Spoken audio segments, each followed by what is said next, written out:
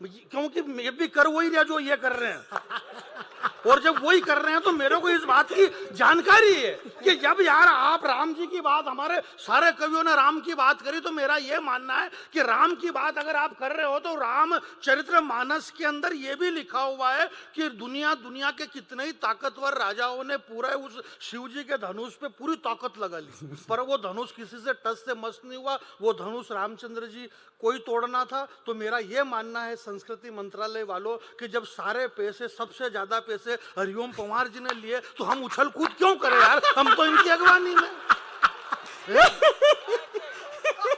अरे अरे यानी ताली बजाने के लिए मैंने नहीं कहा है आपको, और अगर आप बजाओ तो आपकी मर्जी। भाई हमारी मध्य प्रदेश से पैसा उत्तर प्रदेश वाला लेके जा रहा है यार, तो फिर वसूल हम इनसे करेंगे कि नहीं करेंगे?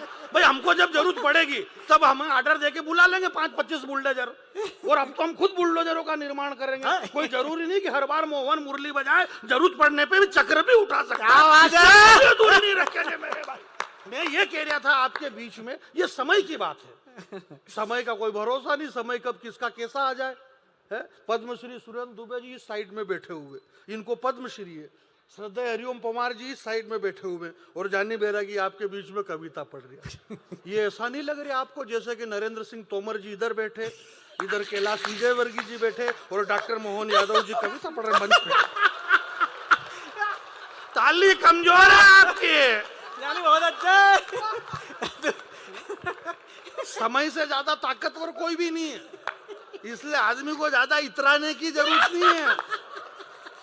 मैं पढ़ा लिखा ही आदमी हूँ, ऐसी बात नहीं कि गाँवड़े का रहने वाला हूँ, गाँव का रहने वाला, गाँव का रह के मेरे को डराने की कोशिश मत करो।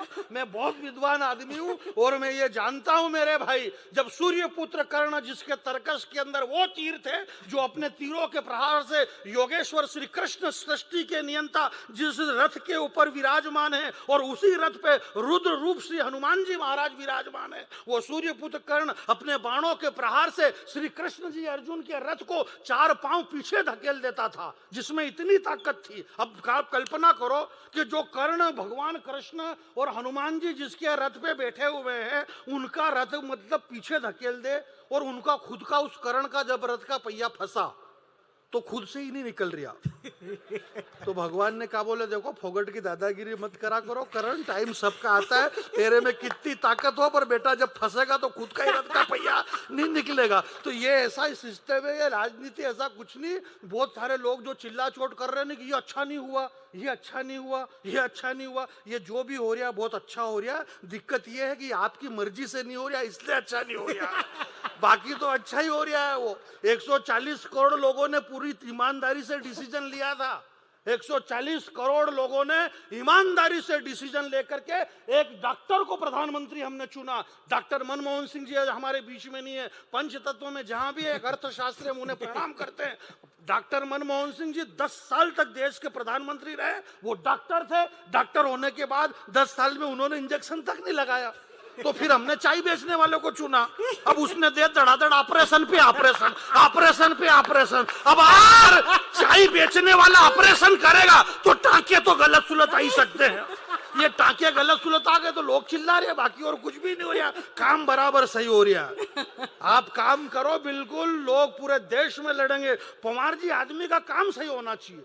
बहुत सारे लोग कह रहे बोले यार वो भाजपा और इसमें यार हिंदू मुसलमान हो रहा है। मैंने कहा ऐसा कुछ नहीं हो रहा। मुसलमान को हिंदुस्तान में इतना ही प्यार किया जाता है, हिंदू को भी इतना ही प्यार किया जाता है। बस आप काम करो, युद्ध थम गया, युद्ध विराम हो गया ना, इसके बाद में दिनेश भैया पंवार जी में ये कह रहा कि युद्ध विराम होने के बाद में जिसने काम किया, सुफिया कुरैशी ने काम किया ना, तो हिंदुस्तान के हर मुसलमान अब इस बात के लिए करे कि सुफिया हमारी बेटी है, उसने काम किया। हिंदू भी कह रहा कि सुफिया पे हमें गर्व है, सुफिया हमारी बेटी है। उस बेटी ने काम किया तो हिंदू मुसलमान इस बात के लिए लड़ रहे कि ये हमारी बेटी है, ये हमारी बेटी है। हिंदू कह रहा कि हमारी बेटी है, मुसलमान कह रहा कि हमारी बेटी है। आप काम करके तो बताओ, इस देश के अंदर किसी से कोई भेदभाव नहीं है मेरे भाई। मैं आपके बीच में ये कर रहा हूँ, काम तो करो आप। हाँ, इस देश के अंदर आज तक फिल्म अभिनेता लोग कह रहे शाहरुख खान सलमान खान को ट्रोल किया जा रहा, शाहरुख खान सलमान खान को किया जा रहा ट्रोल, आमिर खान को किया जा रहा, क्योंकि उसको हिंदुस्तान में डर लगता है।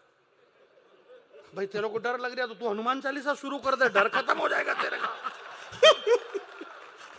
भाई इसका तो कोई इलाज ही नहीं, हनुमान चालीसा ही इलाज है। दवे जी, आपने खुद ने ये कहा था है, कई सारी बातें ऐसी होती जो कहना पड़ती पर याद नहीं रहती। जैसे हमारे श्रद्धेय हरिओम पवार जी ने कहा आज से 15 साल पहले उज्जैन में, इन्होंने कहा दिनेश भैया जी। कि गीत कविता के प्राण हैं। अच्छा, हिंदी कवि सम्मेलनों में गीत को अन्नू सपन जी जिंदा रखो, कवि सम्मेलनों के प्राण गीत हैं। ये बात पवार जी ने 15 साल पहले कही, हालांकि ये नहीं कहते तो भी मेरे को तो मालूम था कि गीत कविता के प्राण हैं, परंतु अभी बड़ा आदमी है, बड़े आदमी है तो इन्होंने कहा, तो मैंने कहा ठीक है अपन ट्राई कर लो। तो मैंने मेरे गांव में 5-7 गीतकारों को बुला लिया, तो 1.5 घंटे में कवि सम्मेलन के प्राण निकल गए। आइए, माननीय श्री प्रदेश अध्यक्ष जी हमारे बीच में पधार चुके हैं और मैं प्रणाम करता हूं।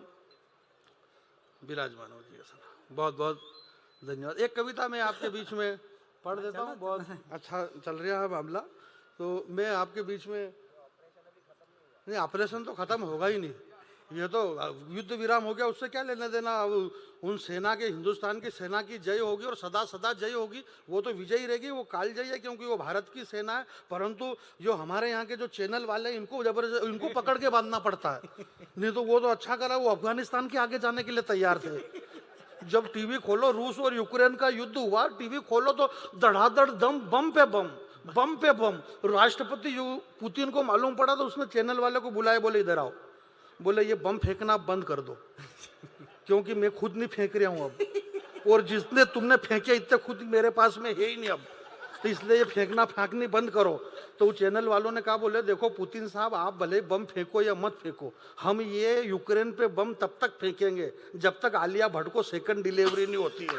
हमको हमारा काम करना है, इसलिए हमको हमारा काम करने दो। सब